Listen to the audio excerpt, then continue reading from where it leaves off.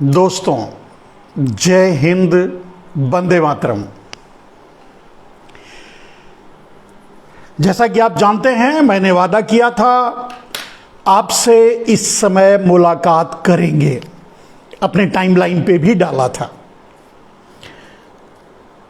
और मैं समझता हूं 2-5 मिनट लेट हुआ होगा, इसके लिए क्षमा कीजिएगा। आप लोगों के बीच हाजिर हो चुका हूं। तो दोस्तों, जिस ढंग से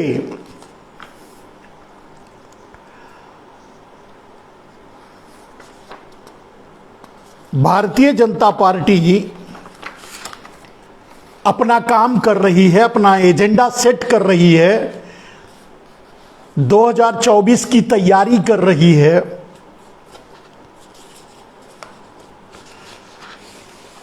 उसको देखकर आप भी हैरत में होंगे और पूरा देश आश्चर्य में है। तो आज इसी कुछ मुद्दों को लेकर के, कुछ विषयों को लेकर के आपके सामने हाजिर हुआ हूं। दोस्तों, इसके पहले भी मैं 2 लाइव कर चुका हूं कश्मीर के मुद्दे को लेकर के, Kashmir files, the Kashmir files के मुद्दे को लेकर के।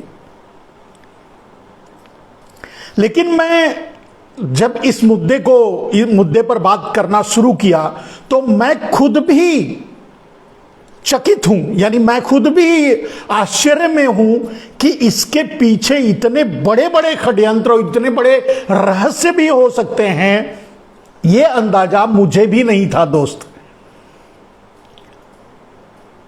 और जैसा कि मैं हमेशा कहता हूं मेरे दोस्तों कि मैं मोदी पर बहुत से लाइव करता हूं, मोदी पर बहुत सी बातें आप तक पहुंचाने की कोशिश करता हूं, और यह मैं अच्छी तरह जानता हूं कि अगर इस देश के लिए कोई खतरा है तो मोदी से बढ़कर कोई नहीं है। यह सारी बात जानने के बाद भी आज तक मैंने जितना आप लोगों के सामने रखा, ऐतिहासिक रूप से वो छोटा पड़ता जा रहा है। कहने का अर्थ, मैं जो कहना चाहता हूं मेरे दोस्त, आज जो मैं आप लोगों को फिर से मैं द कश्मीर फाइल्स के मुद्दे को लेकर के आरएसएस और मोदी के षड्यंत्र को आपके सामने रखूंगा। लेकिन इसमें बहुत से ऐसे तथ्य आपके सामने होंगे जिसे आज तक आप कभी कहीं किसी प्लेटफॉर्म पे नहीं सुना होगा और नहीं जाना होगा। और आज यह भी मैं बता देता हूं मेरे दोस्तों, अभी भी मेरा अध्ययन अधूरा है, माने बहुत कम दूर तक मैं पहुंचा हूं नरेंद्र मोदी और अंतरराष्ट्रीय राष्ट्रीय षड्यंत्र को समझने में। लेकिन जितना समझाऊं उतना मैं आप तक पहुंचा देना चाहता हूं। इसके बाद भी अभी जो आज मैं आपके सामने लाइव रखूंगा, आपके सामने अपने विचार रखूंगा, इसके अलावा भी मैं कम से कम 1, 2, 3 इसी मुद्दे को लेकर, कश्मीर फाइल्स के मुद्दे को लेकर के आपके सामने और भी लाइव रखूंगा, क्योंकि और भी बड़े नए नए तथ्य, सबूत, षड्यंत्र सामने आते जा रहे हैं। मेरे दोस्तों, मैं अगर कहूं कि इतिहास को मैं अब फिर से पढ़ रहा हूं, मैं इतिहास का विद्यार्थी रहा हूं, इतिहास पढ़ा हूं, लेकिन अब लगता है कि इतिहास को मैं फिर से एक बार पढ़ रहा हूं आरएसएस को समझने के लिए और मोदी को समझने के लिए, भारतीय जनता पार्टी को समझने के लिए। और ये समझ लीजिए कि ये विषय जिस तरीके से इसको नरेंद्र मोदी ने द कश्मीर फाइल का प्रचार किया, आप लोगों को देखने के लिए आह्वान किया, देश को देखने के लिए आह्वान किया, उससे शायद नरेंद्र मोदी को लगा होगा कि उनको बहुत बड़ा फायदा होगा इसका, क्योंकि वो सारे चुनावों से पहले एक न एक षड्यंत्र करते रहे हैं, और सिर्फ ये मोदी तक सीमित नहीं है, ये आरएसएस की जड़ तक जाता है। तो अब इन षड्यंत्रों का अगर मैं खुलासा कर रहा हूं, आप समझिए कि मैं अपने आप से मैं खुद कह रहा हूं कि मैं खुद भी लग रहा है कि मैं एक विद्यार्थी की तरह इतिहास को फिर से पढ़ रहा हूं। इतना खतरनाक है। और जब जिसका आदि इतना खतरनाक होगा, उसका आगे जाते जाते अंत तो होगा। हर उद्भव का अंत तो जरूर होता है, अंत तो होना ही है। हर भस्मासुर का अंत होता है, हर अच्छे बुरे कर्म का अंत होता है।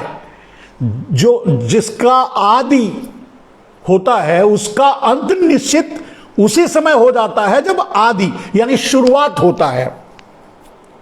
तो ये आरएसएस का भी, भारतीय जनता पार्टी का भी शुरुआत तो हो गया, लेकिन एक न एक स्टेज पे षड्यंत्र का अंत तो होगा। कितना समय लगेगा, कितना दिन लगेगा, वो अलग बात है। मेरे दोस्तों, एक षड्यंत्र रच करके जब 250-300 साल अंग्रेज राज्य करते चले गए, भारत उसमें फंसता चला गया, और यहां तक कि एक तरह से भारत ने स्वीकार कर लिया कि नहीं, हमें अंग्रेजों की जरूरत है, या अंग्रेजों के बगैर हमारा नहीं चल सकता, या अंग्रेज ही हमें चला सकते हैं। इस तरह की जब मानसिकता बन गई,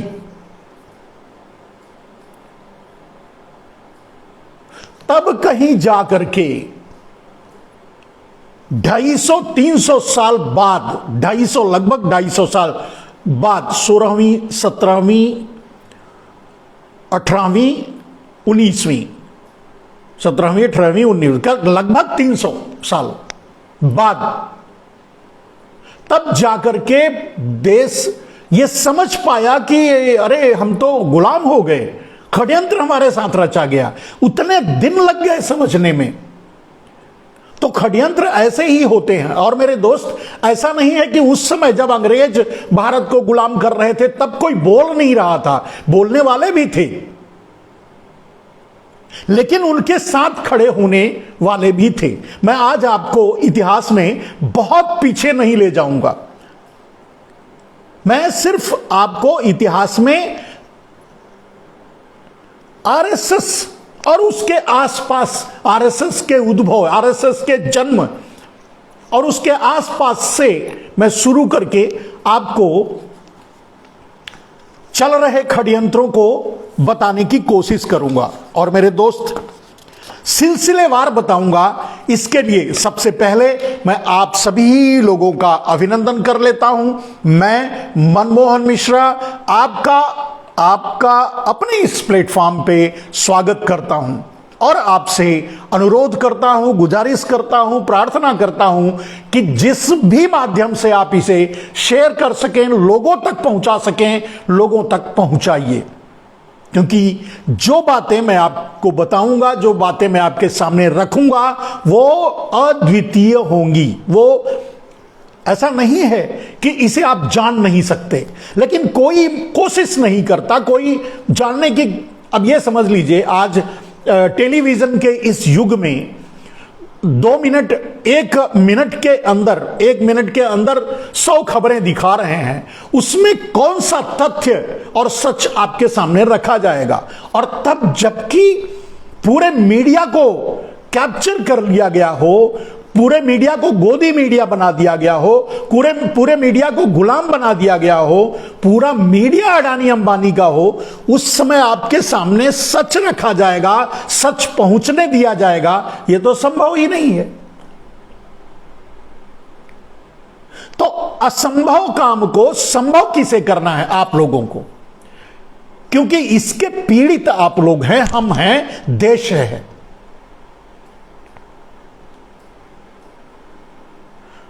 तो दोस्तों, अब आपको मैं उन तथ्यों पर ले चलूंगा जिन तथ्यों को जान लेना आपके लिए बहुत जरूरी है।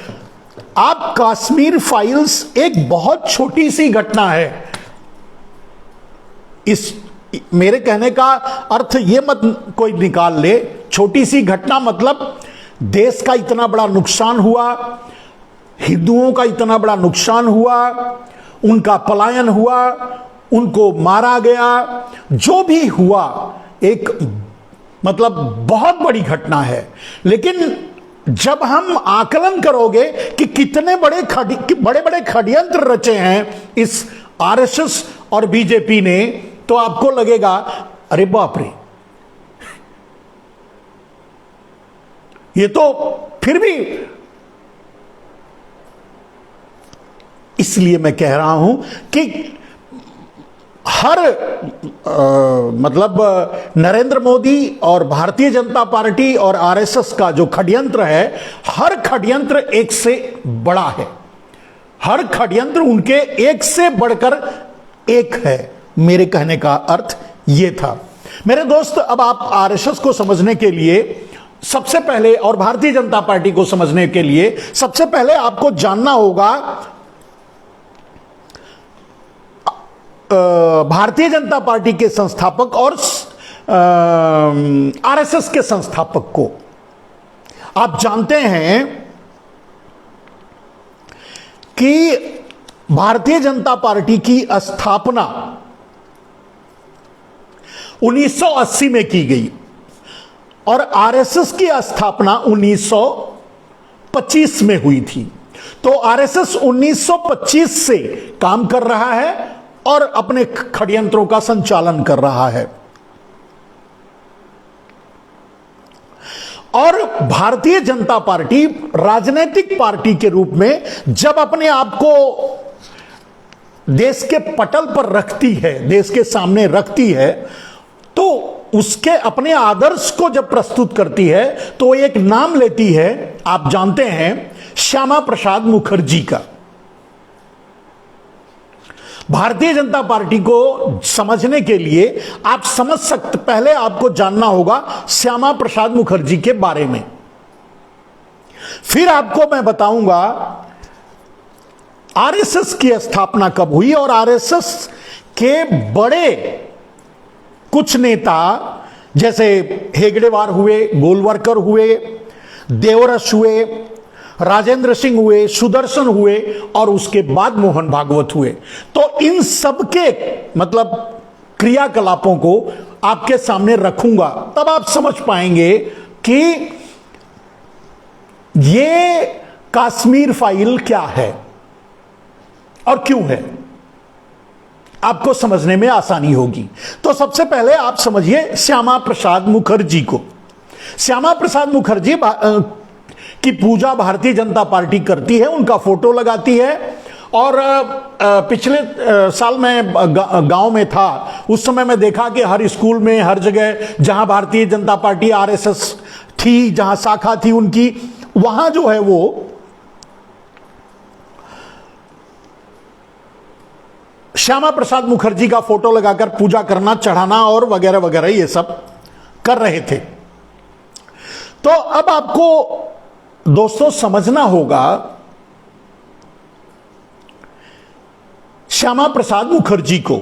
श्यामा प्रसाद मुखर्जी से मैं शुरू करता हूं। इतिहास के तथ्यों को आप समझिए मेरे दोस्त, आप इसे अधिक से अधिक शेयर कीजिए और इसे धैर्य से सुनेंगे तभी आप समझ पाएंगे षड्यंत्र को, क्योंकि आपको तब पता चलेगा कि इसमें नरेंद्र मोदी कब इंटर हुए और कहां से शामिल हैं इस षड्यंत्र में, और नरेंद्र मोदी का क्या इतिहास है। तो श्यामा प्रसाद मुखर्जी 1901 में जिनका जन्म हुआ था, 53 वर्ष की आयु में, मतलब 23 जून 1953 में उनका देहांत हुआ। श्यामा प्रसाद मुखर्जी कहने का मतलब वो 1947 तक, 47, 350, 353, 6 साल पहले, यानी 53 साल, माने 47 ईयर्स, मतलब 47 वर्ष तक श्यामा प्रसाद मुखर्जी गुलाम रहे। ध्यान से सुनिएगा इस बात को, आपको तब समझ में आएगा। श्यामा प्रसाद मुखर्जी भारतीय जनता पार्टी के आदर्श, आरएसएस के आदर्श श्यामा प्रसाद मुखर्जी 47 साल तक गुलाम रहे। अब वो अकेले गुलाम नहीं थे, पूरा भारत ही गुलाम था। मेरे कहने का अर्थ यह है कि वो 47 साल तक गुलाम रहे, 20 साल तक उनका छोड़ दीजिए, तो 27 साल तक वो मतलब वर्चस्व में थे। और आपको यह जानकर आश्चर्य होगा कि श्यामा प्रसाद मुखर्जी 1929 से, जब भारत आजाद हुआ 1947, 1929 से 1947 तक वो ब्रिटिश पार्लियामेंट में सांसद थे। बंगाल एक्सीलेंसी या बंगाल से कह सकते हैं। ब्रिटिश के शासनकाल में ब्रिटिश के सांसद थे। 1929 से, मैंने इसीलिए कहा चलिए 29 साल अगर उनका निकाल लिया जाए, 1929 से 1947 तक, यानी जब वो जानने समझने लगे, जब वो भारत के लिए सोचने लगे, तब से वो ब्रिटिश के सांसद थे पार्लियामेंट में। और भारतीय जनता पार्टी उनका चित्र लगाकर क्रांतिकारी कहकर के पूजा करती है। अब यहीं से समझ सकते हैं कि भारतीय जनता पार्टी की सोच और मेंटालिटी क्या है। आगे और भी बहुत से तथ्य सामने आएंगे आपको। सिर्फ यही नहीं, 12 दिसंबर 1941, ये सारे चीज आप भी ढूंढ सकते हैं गूगल से। तो 12 दिसंबर 1941 से लेकर के 20 नवंबर 1942 तक, यानी लगभग 1 साल, वो ब्रिटिश गवर्नमेंट के ब्रिटिश रूल में गुलाम भारत में बंगाल के फाइनेंस मिनिस्टर थे।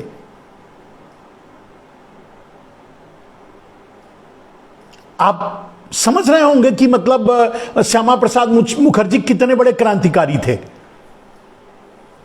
अब इस पर हंसा जाए या रोया जाए या क्या कहा जाए, आप खुद सोच सकते हैं कि भारतीय जनता पार्टी के प्रेरणा स्रोत, प्रेरणादायक, भारतीय जनता पार्टी के आइडियोलॉजिकल गुरु अगर ब्रिटिश गवर्नमेंट में सांसद रहे हैं और 29 से लेकर, एक में पैदा हुए, 29 उनकी अपनी 29 बरस की आयु से लेकर 28 बरस 29 बरस की आयु से लेकर 1947 जब भारत आजाद हुआ तब तक वो एमपी थे, पार्लियामेंट्रियन थे। आपको आश्चर्य हुआ या नहीं ये मैं नहीं जानता, मुझे आश्चर्य हुआ ये सुन करके, ये जानकर। और मुझे इसलिए नहीं, ऐसे बहुत से उस समय रहे होंगे जो पार्लियामेंट्रियन रहे होंगे, हो सकता है ब्रिटिश गवर्नमेंट के साथ मिलकर चला रहे थे, बहुत से देश के गद्दार थे, बहुत से देशद्रोही थे। ऐसा कोई नई बात नहीं है। नई बात क्या है, इन्हें भारतीय जनता पार्टी क्रांतिकारी कहती है। मुझे आश्चर्य इस बात से है।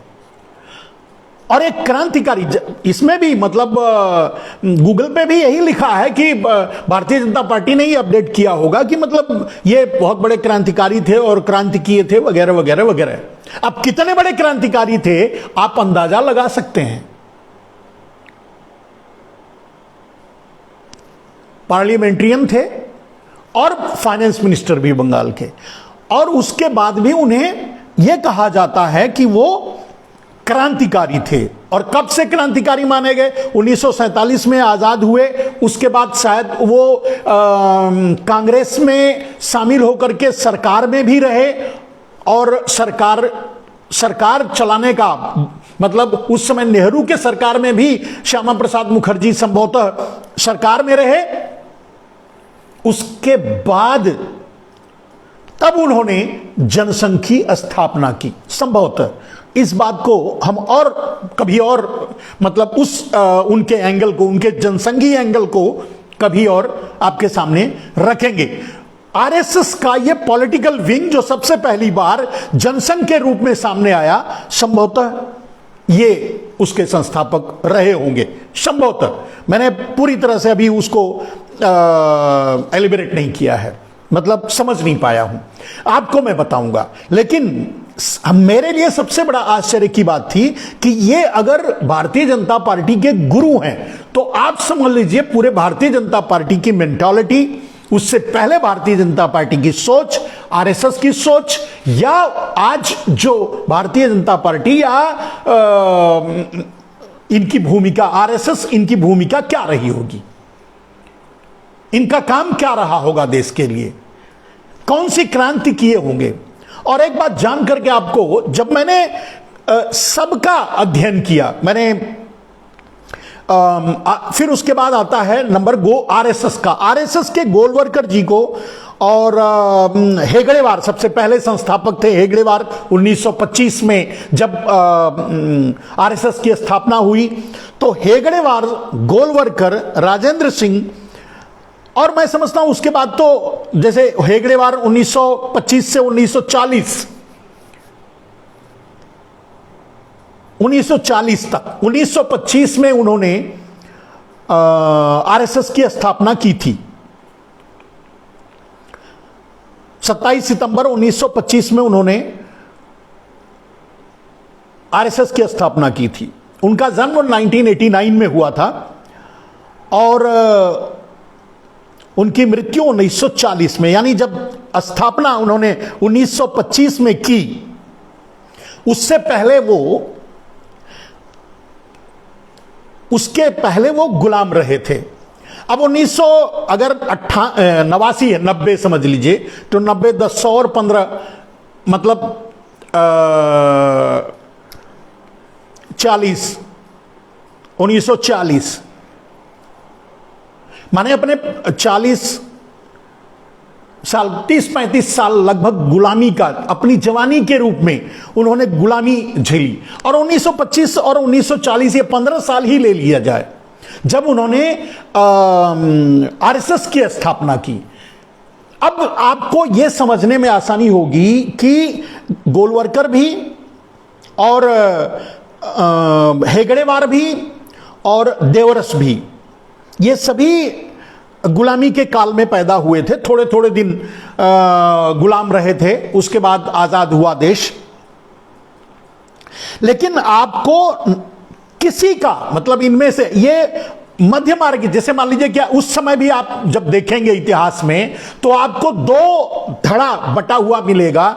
एक था गरम दल जो बंदूक के बल पे लड़ करके, जैसे चंद्रशेखर आजाद, भगत सिंह, अशफाक उल्लाह खां या और भी बड़े क्रांतिकारी, या 7.5 लाख वो क्रांतिकारी जिन्होंने अपने प्राणों की आहुति दी 1857 से लेकर के, जब क्रांति हुई थी भारत में, क्रांति का आगाज हुआ था, तब से लेकर के 1947 तक जितने लोग मारे गए हैं ये उनमें भी नहीं थे और ये गांधीवादी भी नहीं थे, दोनों नहीं थे, ये बीच वाले थे।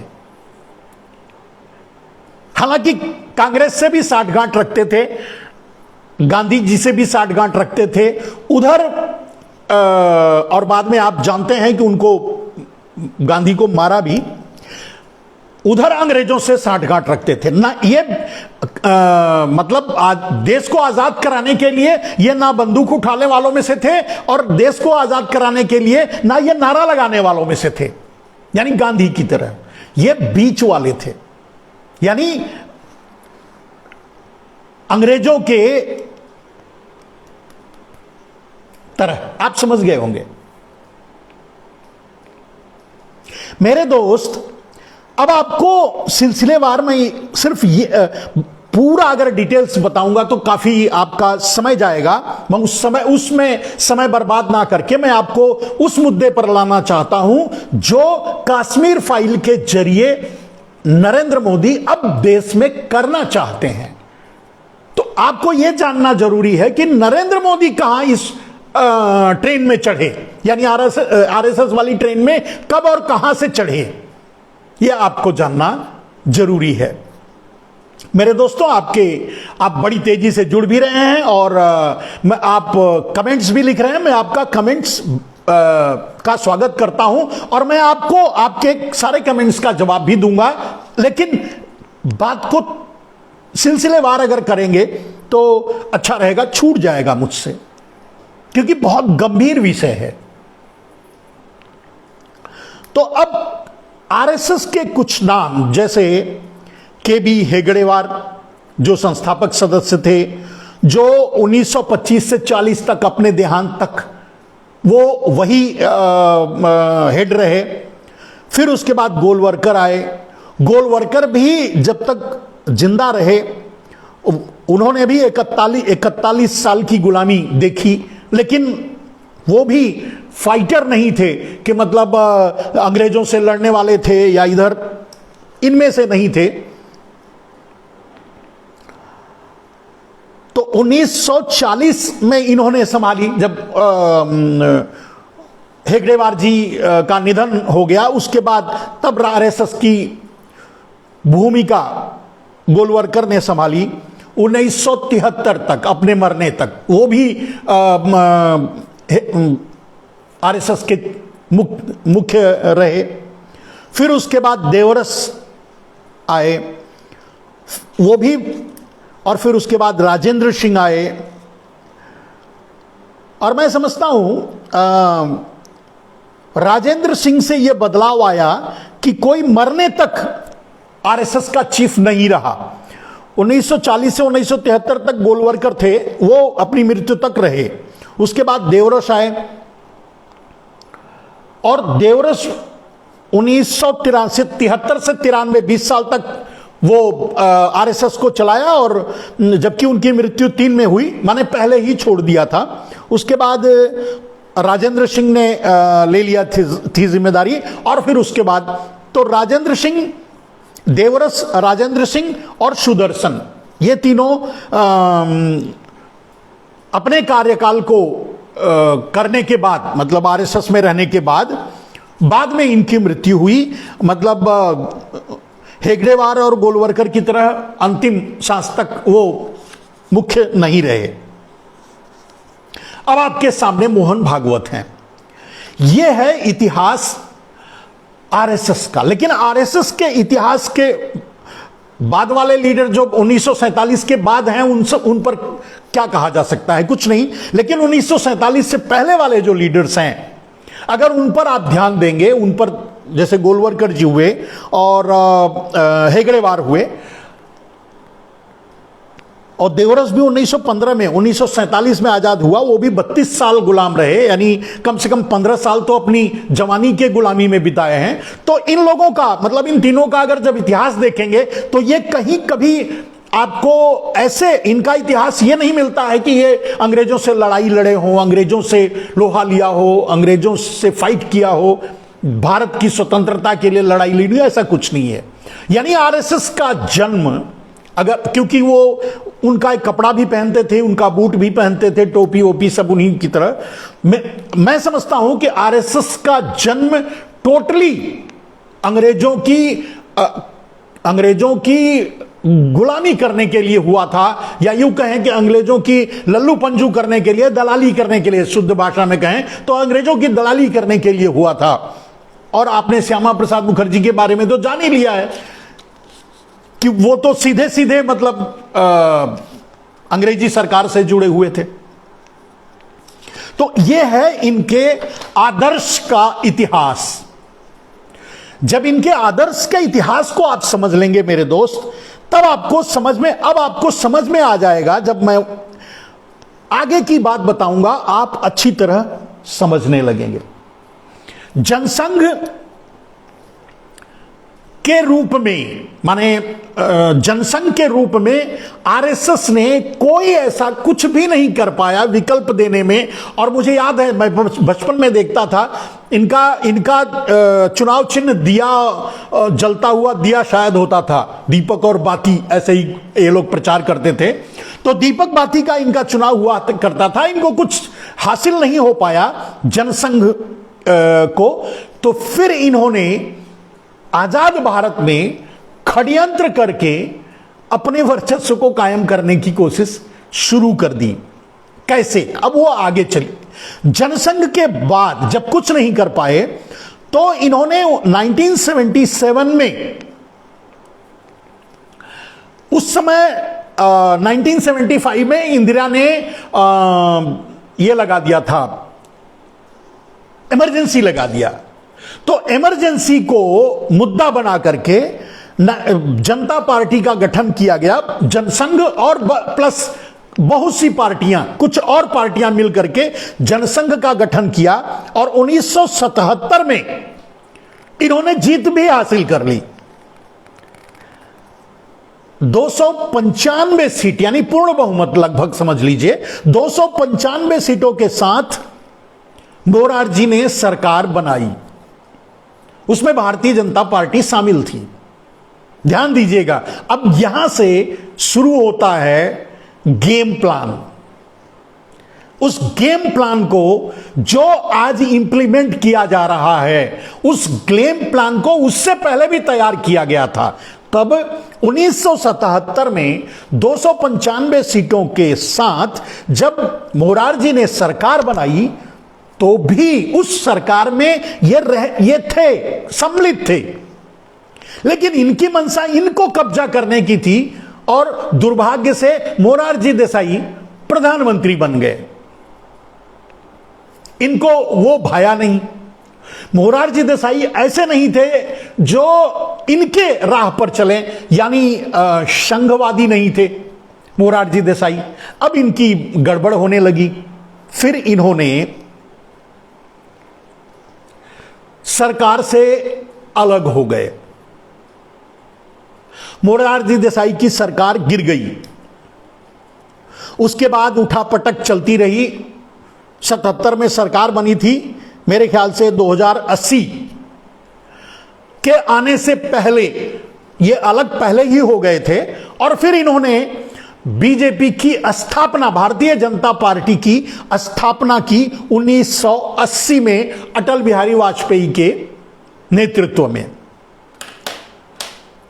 और इन्होंने इसीलिए, मतलब यही कोशिश रही होगी कि अब ये भारतीय जनता, मतलब मोरारजी देसाई की सरकार नहीं चली है तो हम कोशिश करेंगे और अलग होकर के भारतीय जनता पार्टी अलग से चुनाव लड़ी। लेकिन हालांकि उनको उस समय 0 सफलता मिली, कुछ भी नहीं हासिल हुआ। जब कुछ भी नहीं हासिल हुआ तब इन्होंने 1984 में काफी उठापटक, काफी दुष्प्रचार और काफी जो भी करना था, हिंदुत्व का मुद्दा, राम मंदिर का मुद्दा, ये सारी इनकी शुरू हो गई। लेकिन फिर भी जब 1984 में चुनाव हुआ तो इनको मात्र 2 सीट मिली। इनकी मंशा पूरी होती दिख नहीं रही थी। मेरे दोस्तों, जब 1984 में इनको सफलता नहीं मिली और ये 2 सीट पर अटक गए, तो फिर अपने षड्यंत्र को जारी रखने के लिए इनको कोई प्लेटफॉर्म, कोई मुद्दा, कुछ ऐसा मिल नहीं पा रहा था जिससे ये अपने षड्यंत्र को जारी रख पाते या सत्ता पर काबिज हो पाते। फिर भी प्रयास जारी रखा।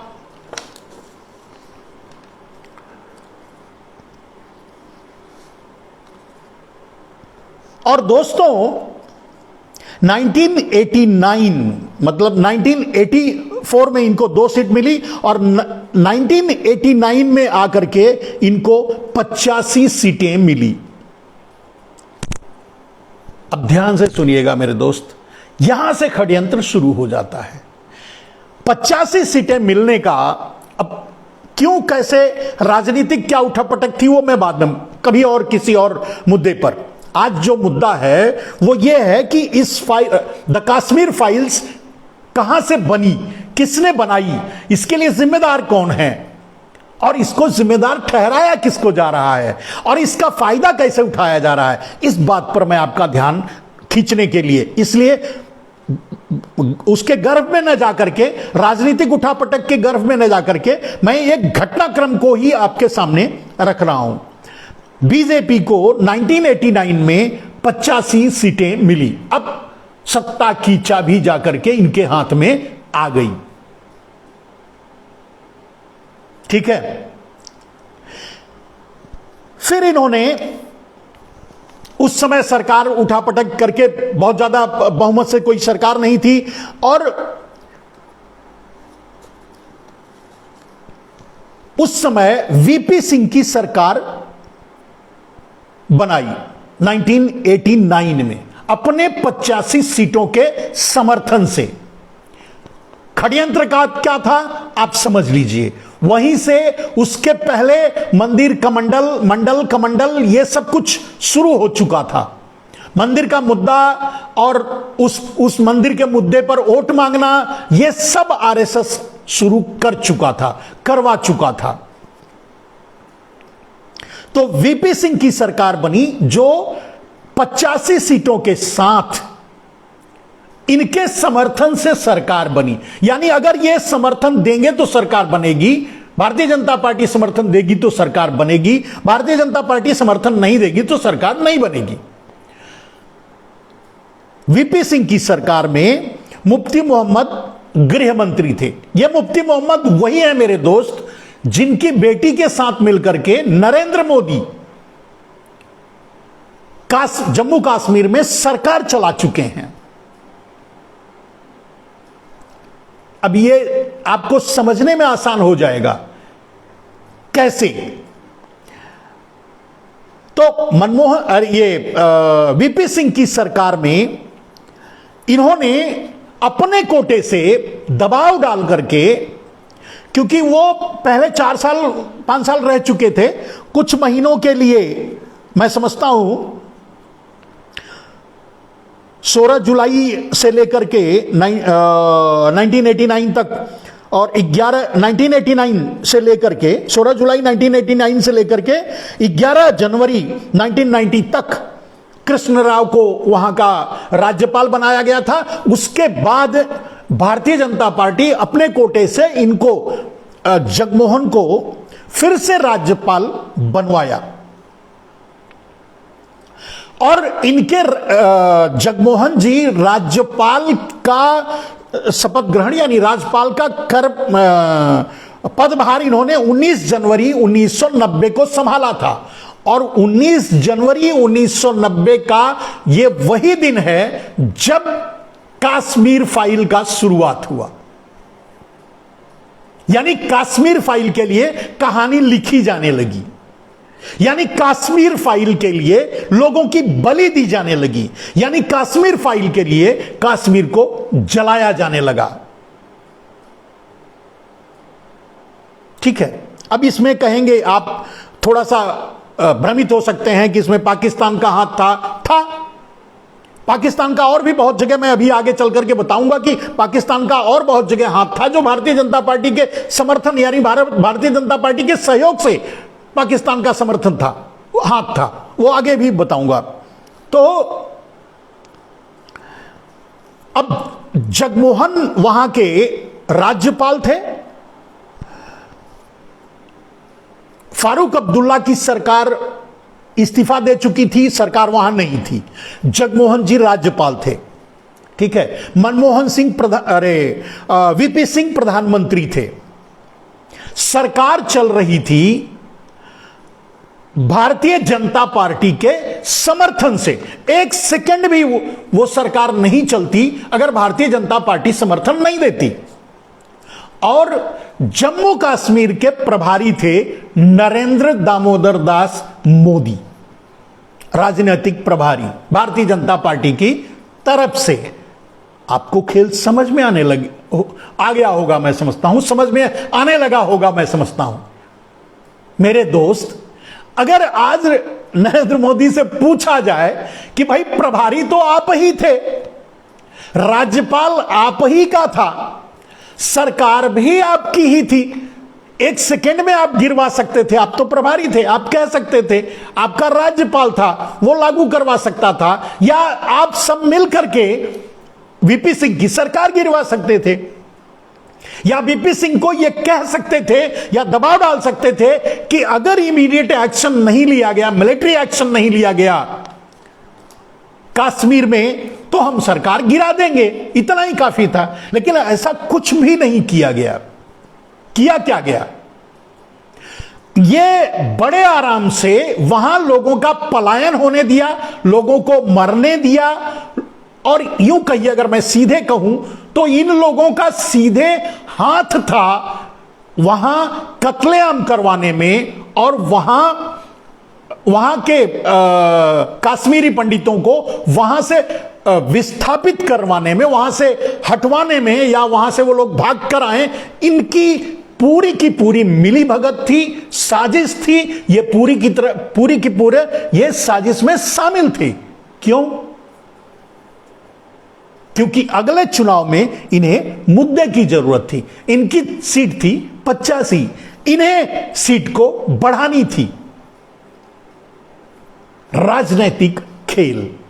एक मिनट, अब अगर सरकार से आप किसी XYZ, एक नादान, एक बच्चा भी ये सवाल करे कि भाई कश्मीर में जो हुआ वो बहुत गलत हुआ, बिल्कुल सही बात है।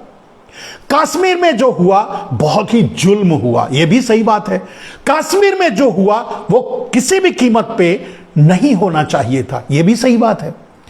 कश्मीर में जो हुआ वो कहीं भी होगा तो नहीं होने दिया जाएगा, यह भी सही बात है। लेकिन कश्मीर में जो हो रहा था वो क्यों हुआ?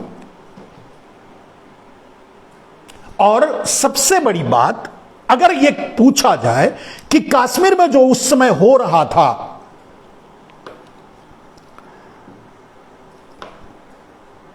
$1990 में, यह 89 से सरकार चला रहे थे, एक साल अब समझ लीजिए। तो 1990 में जो भी कश्मीर में हो रहा था उसे कौन रोक सकता था? आप एक साधारण सा सवाल कर लीजिए किसी से भी। देखिए, कश्मीर फाइल बनी, कश्मीर फाइल लोग देख रहे हैं, बड़ा आनंद ले रहे हैं, बड़ा दुखी हो रहे हैं, बहुत आंसू गिर रहे हैं, बाल्टियों की जरूरत पड़ रही है उनको, उनका आंसू रोकने के लिए। ये आखिर ये आंसू और ये दुख इस फिल्म के बाद हुआ? क्या ये जानकारी या तथ्य नरेंद्र मोदी सरकार या पूरा देश नहीं जानता है? जानता है।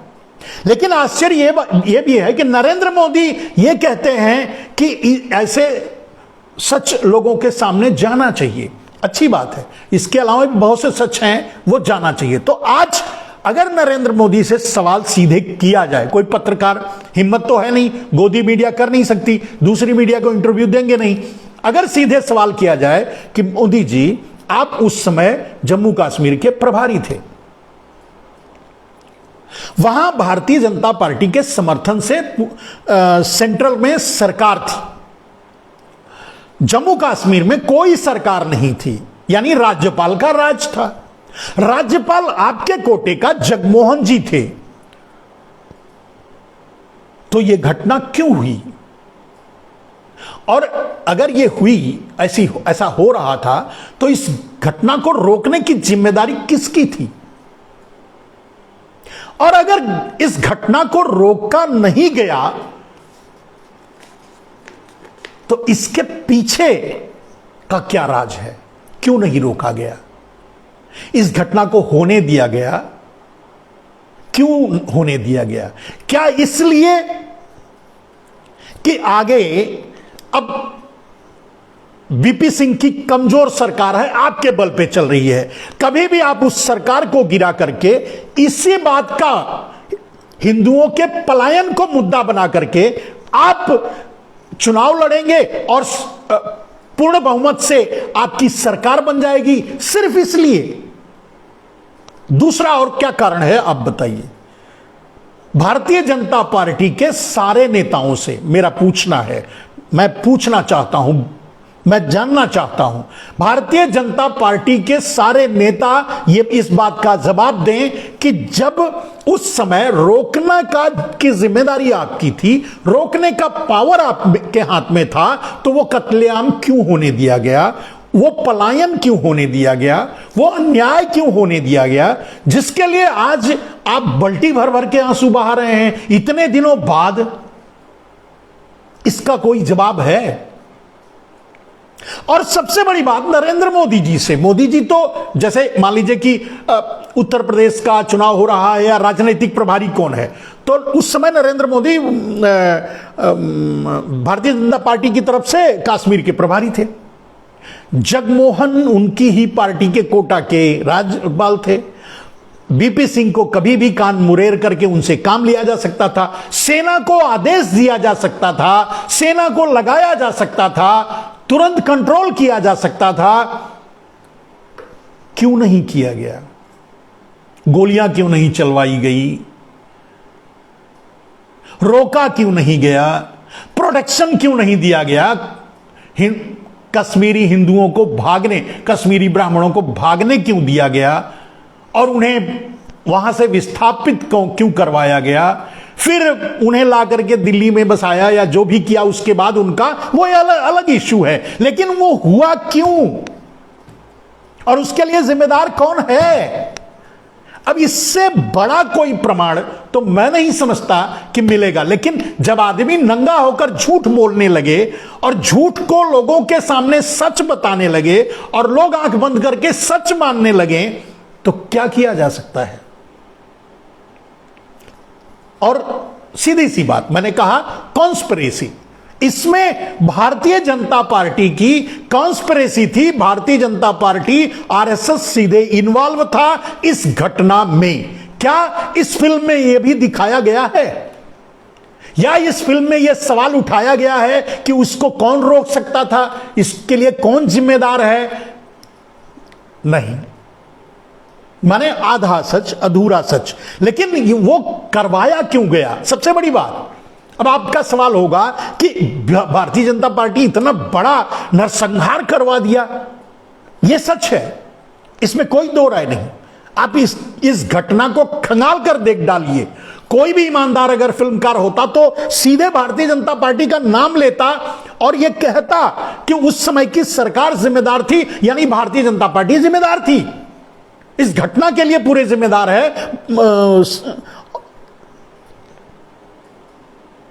लेकिन इनको ऐसी जरूरत थी क्योंकि ये खूनी खेल से ही तो राजनीति की शुरुआत किए हैं, खूनी खेल से ही तो राजनीति कर रहे हैं, खूनी खेल के ही तो माहिर हैं।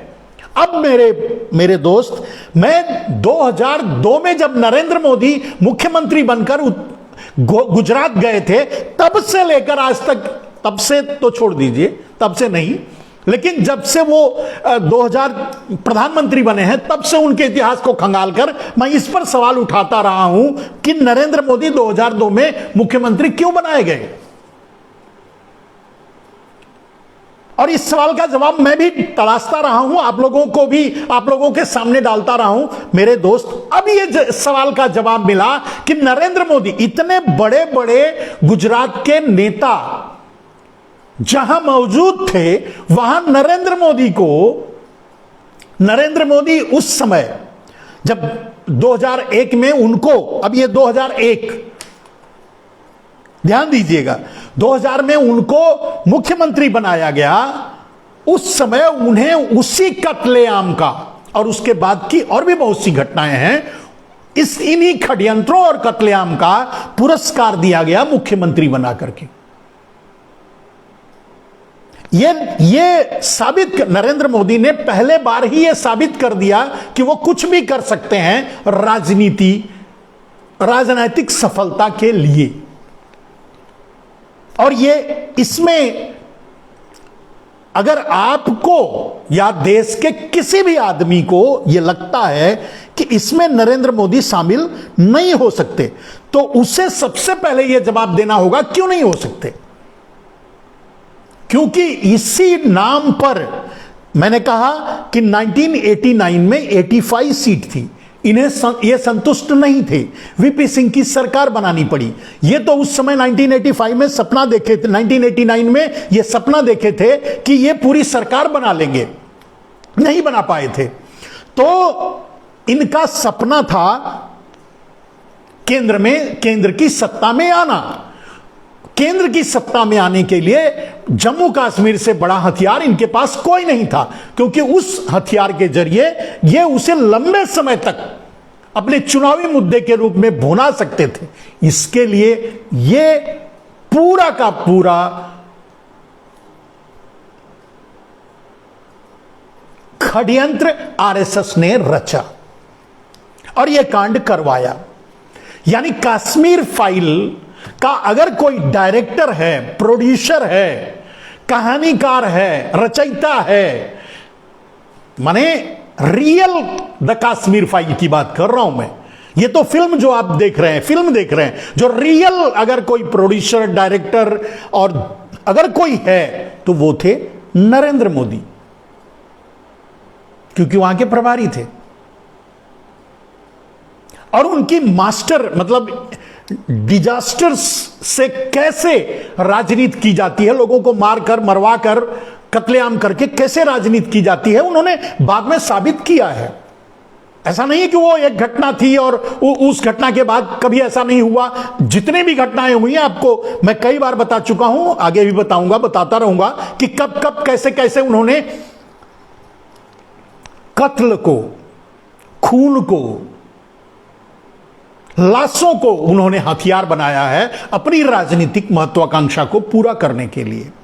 तो उस समय अगर नरेंद्र मोदी प्रभारी थे, जगमोहन राज्यपाल थे, सरकार अगर इनडायरेक्टली कहा जाए तो भारतीय जनता पार्टी की थी, तो जिम्मेदारी उनकी बनती है और यह काम उन्होंने ही करवाया था। बाद में इसका पारितोषिक उनको क्या मिला, आप कहेंगे कि तो फिर क्या फायदा उठाया उन्होंने इसका।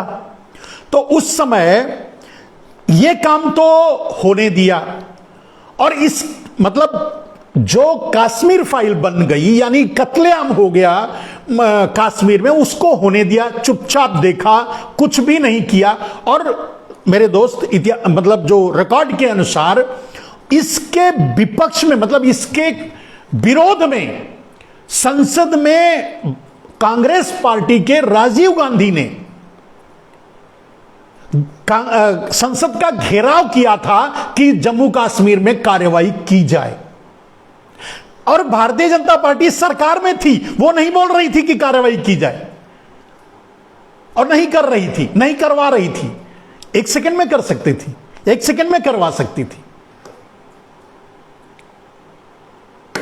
आपको कुछ समझ में आ रहा है? मैं समझता हूं आप समझदार हैं और समझ रहे हैं और दूसरों तक भी पहुंचाएंगे। तो उसको इन्होंने जानबूझकर इसलिए होने दिया कि उसका इस्तेमाल वो अब 85 सीट से बहुमत तक ले आने के लिए उन्होंने हिंदुओं का, कश्मीरी हिंदुओं का कत्लेआम करवाया मिलकर के। ऐसी मिलीभगत बहुत हुई है, आगे आपको समझ में आ जाएगी। फिर क्या हुआ मेरे दोस्त? फिर आगे चुनाव होता है 85 सीटों। फिर इसके बाद दोस्तों चुनाव होता है 1991 में। ये 1990 में 19 जनवरी को जब यह घटना हुई तब इन्होंने कोई एक्शन नहीं लिया, बल्कि यह समझ लीजिए कि इनडायरेक्टली इनका समर्थन था कि जम्मू कश्मीर में कत्लेआम हो, हिंदुओं को मारा जाए, वहां से पलायन किया जाए और इसे बाद में हम चुनावी मुद्दा बनाएंगे। अब इसका दूसरा प्रमाण क्या है? अगले 9 महीने तक ये चुपचाप उसी सरकार में शामिल रहे, इन्हें एक भी आंसू नहीं गिरा। भारतीय जनता पार्टी के किसी नेता को, इंक्लूडिंग नरेंद्र मोदी प्रभारी, किसी भी नेता को एक भी आंसू नहीं गिरा, एक भी आंसू नहीं रोए, कोई दुख दर्द नहीं हुआ, कश्मीरी पंडितों से कोई हमदर्दी नहीं हुई और 9 साल तक ये सरकार में बने रहे। 9 महीने तक ये सरकार में बने रहे। उसके बाद ये सरकार से तब समर्थन वापस लिया मेरे दोस्तों, एक छोटे से मुद्दे पर। मुद्दा क्या था? अब इनको लगा कि इतने देर तक, अब इधर आडवाणी रथ लेकर निकल गए, रथ लेकर घूम रहे थे, चुनाव में वोट मांग रहे थे, वहां कश्मीर में कत्लेआम हो गया, हिंदू मारे गए हुआ, लेकिन उन सब पर इनको कोई आंसू नहीं थे, कोई तकलीफ नहीं थी। ये तो रथ यात्रा लेकर के वोट मांगने निकले थे। और जब वोट मांगने निकले, क्योंकि अब एक तो फायदा उसका मिलना था, अभी उस पर चुप थे, वो करवा दिया, वो कांड करवा दिया, उसका इस्तेमाल बाद में करेंगे। अब रथ यात्रा लेकर वोट मांगने निकले, तो जब इनके रथ को, आडवाणी के रथ को रोक लिया गया, तब इन्होंने वीपी सिंह की सरकार से इस्तीफा ले लिया। मतलब वो तो 1 सेकंड में वो समर्थन वापस ले लेते, इस्तीफा देना ही पड़ता वीपी सिंह को। यानी तब इन्होंने सरकार से समर्थन वापस लिया, सरकार गिर गई। सरकार गिर गई, इन्होंने सरकार इसलिए गिराई कि अब सही मुद्दा है। मैं राम जन्मभूमि के नाम पे रथ लेकर घूम रहा था, यह मुद्दा मेरे पास आ गया, अब इसके नाम पे मुझे वोट मिलेगा, और उधर हिंदुओं का पलायन हुआ है, उसको भी मुद्दा बनाऊंगा और सत्ता में काबिज हो जाऊंगा। तो 1991 में इन्होंने यही 2 मुद्दे पर चुनाव लड़ा। हिंदुइज्म, हिंदू खतरे में है, कश्मीरियों का पलायन हो गया, ये हो गया, पंडित मारे गए, और फिर इधर राम मंदिर बनना चाहिए, मंदिर वहीं बनाएंगे, वगैरह वगैरह। ये धार्मिक भगवान के नाम पे और इस तरह का प्रोपेगेंडा रच करके और इस तरह का कत्लेआम करके, जिसके लिए खुद ही वो जिम्मेदार थे, उन लाशों का भी इस्तेमाल किया। यानी जो कश्मीर पंडित मारे गए, उनकी लाशों पर खड़े होकर के अब ये वोट मांग रहे थे 1991 में। जिनका कत्ल इन्होंने करवाया, उन्हीं की लाशों पर खड़े होकर के 1991 में इन्होंने वोट मांगा। दुर्भाग्य से तब भी इनके हाथ कुछ नहीं लगा, तब भी ये 120 सीट पर अटक गए। ठीक है, सारा इनका किया धरा फेल हो गया, ये कुछ नहीं कर पाए। इनकी मंशा, आरएसएस और इनकी जो मिलीजुली मंशा थी, जो करना चाहते थे वो नहीं कर पाए मेरे दोस्त। बीच बीच में प्रदेशों में, कुछ प्रदेशों में इनकी सरकारें शायद बननी शुरू हो गई थी, वगैरह वगैरह, जो भी हो रहा था, मैं उस डिटेल में नहीं गया। तो 1991 में 120 सीटें इन्हें मिली।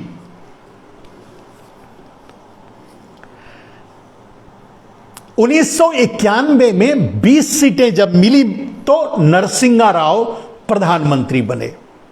ध्यान से सुनिएगा मेरे दोस्त। अब आरएसएस तड़पने लगा कि ये तो दोनों मुद्दा उतना काम नहीं कर पाया, दोनों मुद्दा फेल हो गया।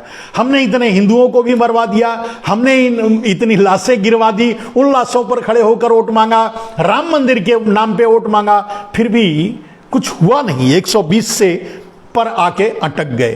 तब लोगों में इतनी मूर्खता नहीं आई थी, शायद ये मैं कह सकता हूं। लोग इतने मूर्ख नहीं बने थे, इतने जाहिल नहीं बने थे, जिससे शायद वो समझ रहे थे, शायद इनके मुद्दे को वो नकार भी रहे थे, जिसके कारण ये 120 तक जाते जाते अटक गए। नरसिंहा राव की सरकार बनी और तब इन्होंने, यानी आरएसएस ने और इन सब ने मिलकर के फिर एक कांड किया। वो अच्छा है, वो बुरा है, वो क्या बोलते हैं, कोर्ट ने क्या फैसला दिया, इन सब बातों से नहीं, मैं नहीं जाता हूं। फिर उस एक ऐसे मुद्दे को इन्होंने, एक ऐसे कांड को इन्होंने जन्म दिया जिसके जरिए ये कम से कम अगली बार तो जरूर पहुंच जाते संसद में और सरकार बना लेते। इन्होंने एक और कांड किया, इन्होंने बाबरी, तथा कथित बाबरी मस्जिद को गिराया।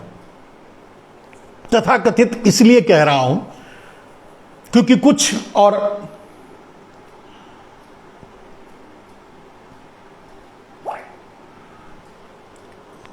पुरातत्व विभाग और सरकार और हम जैसे लोगों का मानना है कि वहां तो बाबरी मंदिर था ही, तो जो ढांचा गिरा वो मंदिर ही था। जो भी हो, सरकार और इस विषय को वहां अलग रखते हैं, इस पर कभी और बात करेंगे। लेकिन मुख्य बात यह है कि उसके जरिए, जैसे अगर बाद में कोर्ट ने फैसला दे दिया तो उस ढांचे को गिराकर ही वहां मंदिर बनता। अगर कोर्ट ने यह कह दिया कि यह जगह हिंदुओं की है और हिंदू मंदिर बना सकते हैं, जैसा कि आज हुआ, तो ऐसा अगर कोर्ट कहता, चाहे जब भी कहता, तो वहां ढांचा वो रहता, तब भी मंदिर बनता, गिरा के बनता, लीगली गिरा के बनता। लेकिन इन्होंने गिराया उस समय। अब आप सोचेंगे कि इतना बड़ा काम कर दिया हिंदुओं के लिए, ये किया वो किया वगैरह वगैरह वगैरह। लेकिन आप ध्यान से सुनिए, इनको इस घटना से यह नहीं था कि मंदिर बनेगा, बन जाएगा, ये इनको यह था कि हमारी 120 सीट आगे कैसे बढ़ेगी। अब हम 120 सीट को आगे कैसे बढ़ाएं। तो नरसिंहा राव की सरकार जब कार्यकाल खत्म होने से पहले उस पीरियड में इन्होंने इस तरह का काम किया। ऐसे बहुत से काम किए हैं, कभी और वो सारी चीजें अगर बोलने लगूंगा तो वो पूरा समय ही निकल जाएगा।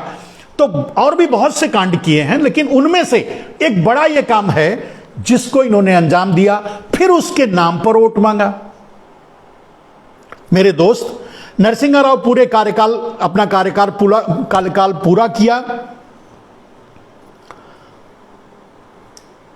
और उन्होंने 5 साल सरकार चलाई। 1996 में फिर चुनाव हुआ।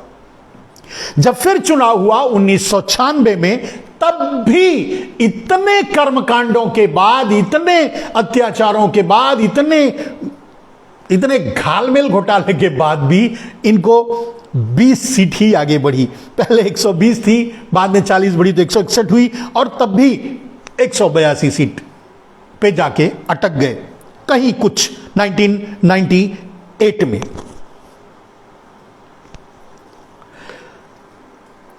मेरे दोस्त, बाबरी मस्जिद का नाम लेकर के और दूसरा सब कुछ लेकर के भी इनको 1996 में 161 सीट, यानी सिर्फ 40 सीट बढ़ी, कोई बहुत ज्यादा सफलता नहीं मिली।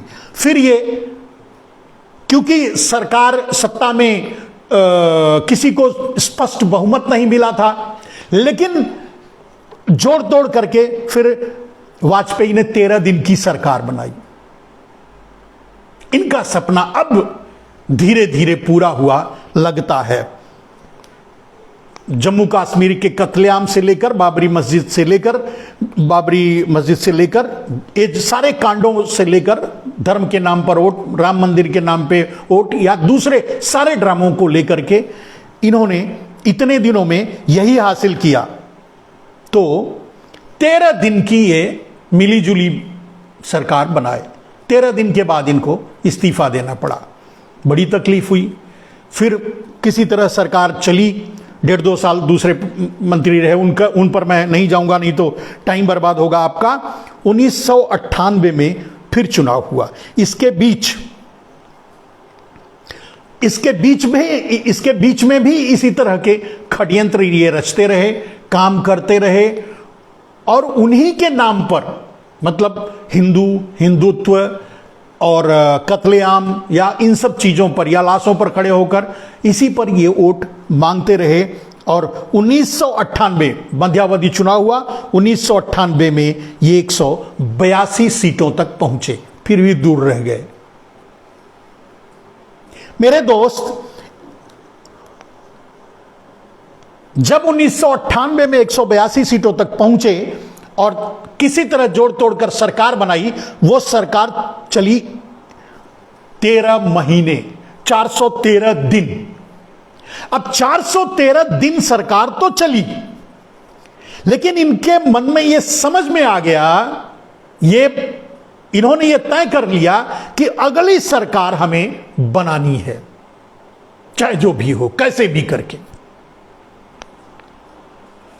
13 महीने सरकार चलाए और उसी में इन्होंने कारगिल युद्ध किया। कारगिल वार भी इन्हीं की अध्यक्षता में हुई, इन्हीं के। और आप जानते हैं कारगिल वार पर बहुत ज्यादा सवाल उठ चुके हैं कि क्यों नजरअंदाज किया गया, क्यों वहां से इन्फिल्ट्रेशन होता रहा, आतंकवादी आते रहे, या पाकिस्तान से समर्थित आतंकवादी सैनिक जो भी थे वहां आते रहे, और क्यों साइलेंट रहा गया। तो मेरे दोस्तों, जब आपको पता चलेगा, जब आप जाएंगे इसके डीप में, तो आपको पता चलेगा कि यह पाकिस्तान से मिलजुल कर लड़ा हुआ एक युद्ध था, जिसमें हमारे, इनके तो नहीं मरते, हमारे और आपके घरों से, हमारी रक्षा के लिए हमारे हजारों सैनिकों ने अपने प्राणों की आहुति दी, तब जाकर के कारगिल वार खत्म हुआ। मात्र इनको मुद्दा चाहिए था, कारगिल वार होता ही नहीं। कारगिल पर जो पाकिस्तान का कब्जा बना वो होना ही नहीं था, अगर इंटरनली इनका इशारा या मिली भगत नहीं होती तो। उसका एक और उदाहरण उसी समय, उस युद्ध में ही सामने आया कि बहुत से, कारगिल वॉर जब भारत की सेना ने जीत लिया, उस समय बहुत ज्यादा कई हजार सैनिक बंदी बनाए गए, लेकिन उसे अटल बिहारी वाजपेयी ने सेफ पैसेज देकर के वापस भेज दिया।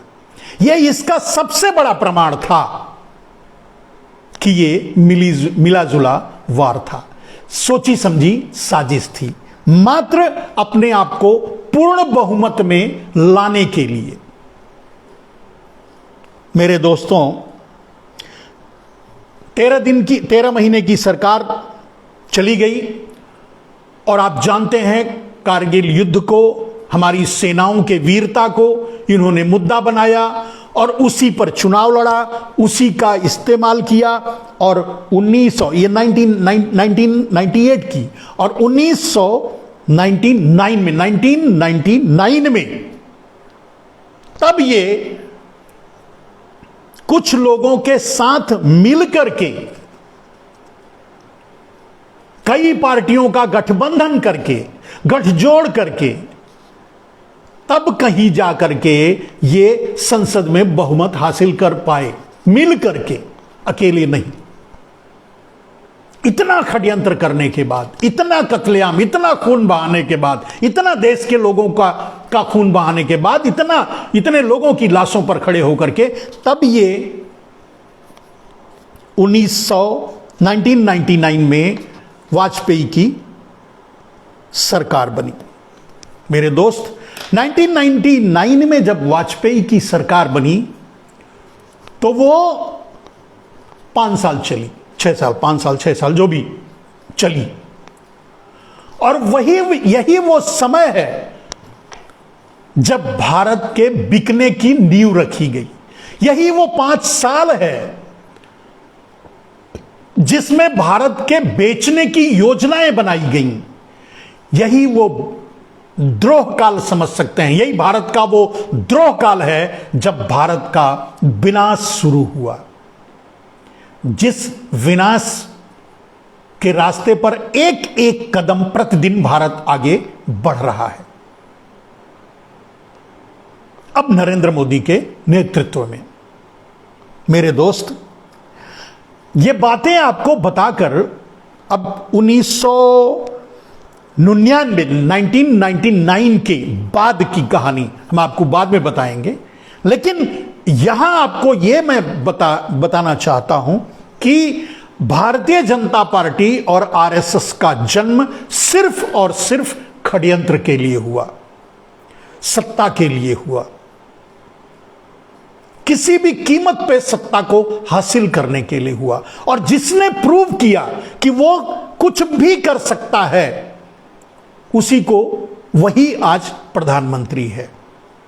यानी 1990 में, 19 जनवरी 1990 में जब नरेंद्र मोदी प्रभारी थे जम्मू कश्मीर के, उस कत्लेआम का जो संरचना रची नरेंद्र मोदी ने, उन्होंने अपने आकाओं को यह साबित कर दिया, बता दिया कि वो कुछ भी कर सकते हैं सत्ता हासिल करने के लिए। फिर यहीं से उन पर निगाह रखी जाने लगी, यहीं से उनका चयन हो गया था और कालांतर में आगे चल करके 2001 में सभी नेताओं को दरकिनार कर इन्हें गुजरात का मुख्यमंत्री बनाया गया। मेरे दोस्त, गुजरात का मुख्यमंत्री बनाने का जो मंसूबा इनका था, जो आरएसएस का और इसके पीछे जो लोग थे उनका जो मंसूबा था, उसको इन्होंने पूरा भी किया। जैसे इन्होंने कश्मीर में कत्लेआम करवाया था, वैसे ही गुजरात में दंगा करवाया और उस दंगे की लाशों, दंगे में मरे हुए लोगों की लाशों पर खड़े होकर के वोट मांगा और 2002 में फिर से मुख्यमंत्री बने। इन लाशों को बिछाने के ठीक 6 महीने बाद चुनाव हुआ और वो चुनाव जीत गए। मेरे दोस्त, इसके बाद की कहानी कंटिन्यू दूसरे दिन अगले एपिसोड में। इसके बाद की कहानी तो और भी भयानक है। यह तो कुछ भी नहीं है। अब अगर कश्मीर फाइल कोई ईमानदारी से बनाए तो मैं समझता हूं कि भारतीय जनता पार्टी एक दिन भी सत्ता में नहीं बैठ सकती। लेकिन बनाएगा कौन, उठाएगा कौन? जब झूठ का पहाड़ खड़ा कर दिया जाए आपके सामने तो सच सिसक कर रह जाता है। हम जैसे लोग उसके लिए बोलते हैं, सच लाते हैं, सामने लाते हैं। कितने लोग सुनते हैं, कितने लोग समझ पाते हैं? आज पूरा देश समझने के लिए ही तैयार नहीं है कि उसके साथ क्या षड्यंत्र किया जा रहा है। मेरे दोस्त, इसे कहते हैं मानसिक गुलामी। भारत आज अपनी मानसिक गुलामी की पराकाष्ठा पर पहुंच चुका है। लोकतंत्र को खत्म किया जा रहा है।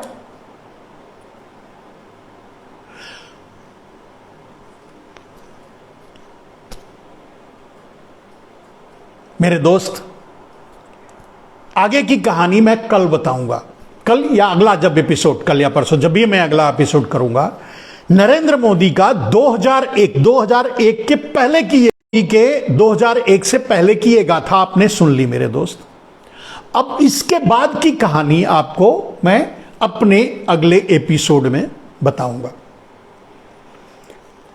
मेरे ख्याल से मैं समय यहां से नहीं देख पा रहा हूं। जो भी समय होगा, हम समझते हैं 1 घंटा से ज्यादा आप लोगों का ले चुके हैं। लेकिन ये सिलसिलेवार बताना इसलिए जरूरी था क्योंकि ये आप समझ लेंगे कि ना तो ये देश को आजाद कराने वाले क्रांतिकारी थे, ना तो देश को शांति से आजादी मांगने वाले महात्मा गांधी की तरह उस ग्रुप के थे।